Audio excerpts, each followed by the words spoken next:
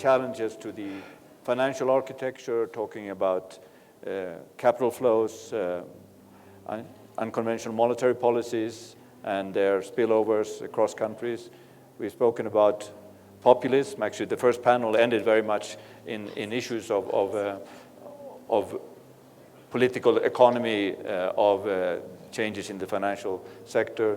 We had a discussion about populism and different dimensions of populism and what created the demand and the supply of populism.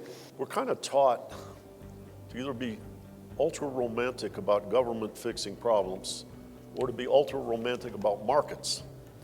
And we're in a world right now where markets unfettered don't always seem to get the job done when you're thinking about things like climate and inequality very clearly.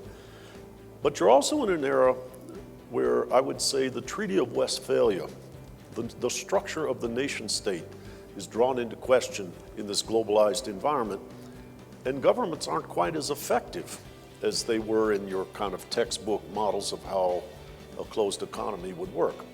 And so some of those questions of the effectiveness of governance and the effectiveness of markets that are really at the root of economic thinking. We're economists, and we begin, there's always a joke, if you're a carpenter, you always begin with a problem, but viewing it from the perspective of a hammer. We're economists, and so it's natural to say that there's some economic problems and to try to do an economic diagnosis. There are some more, you might say, more immediate problems.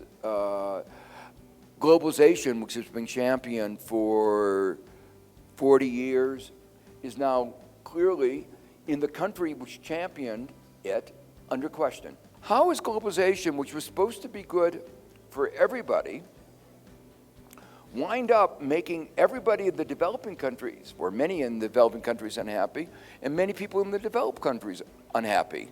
The system has to stay open to the poorest countries because that's where demand is, and they won't develop without that access. So that the usual way we conceptualize it is, well, inequality is bad, but if you want to do anything about it, it would slow growth.